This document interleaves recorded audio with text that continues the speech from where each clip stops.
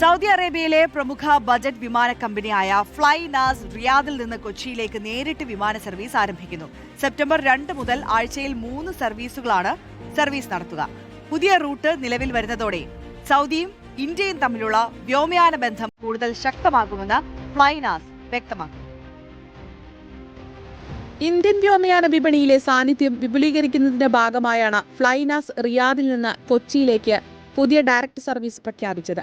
ആഴ്ചയിൽ 3 സർവീസുകളാണ് റിയാദിനും കൊച്ചിക്കുമിടയിൽ നടത്തുക. ഇതോടെ ഇന്ത്യക്കും സൗദിക്കുമിടയിൽ ഫ്ലൈനാസ് നടത്തുന്ന പ്രതിവാര സർവീസുകളുടെ എണ്ണം 39ആയി ഉയരും.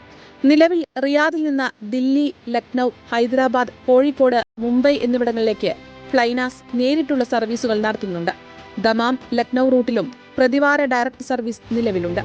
സൗദി അറേബ്യയുടെ വിഷൻ 2030 പദ്ധതിയുടെ ഭാഗമായാണ് പുതിയ സർവീസുകൾ. 2030ഓടെ രാജ്യത്തെ 250 അന്താരാഷ്ട്ര ലക്ഷ്യസ്ഥാനങ്ങളുമായി ബന്ധിപ്പിക്കാനും പ്രതിവർഷ വിമാനയാത്രക്കാരുടെ എണ്ണം 33 കോടിയായി ഉയർത്താനുമാണ് സൗദി ലക്ഷ്യമിടുന്നത്. ഇതിനു പിന്തുണയേകുന്ന രീതിയിലാണ് ഫ്ലൈനാസിന്റെ പുതിയ നീക്കങ്ങൾ. 2007 പ്രവർത്തനം ആരംഭിച്ച ഫ്ലൈനാസ് നിലവിൽ 38 രാജ്യങ്ങളിലെ 80ലേറെ കേന്ദ്രങ്ങളിലേക്ക് ആഴ്ചയിൽ 2000-ലധികം സർവീസുകളാണ് നടത്തുന്നത്.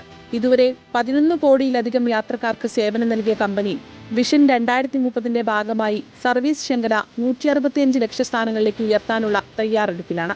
Reporter Riyadh.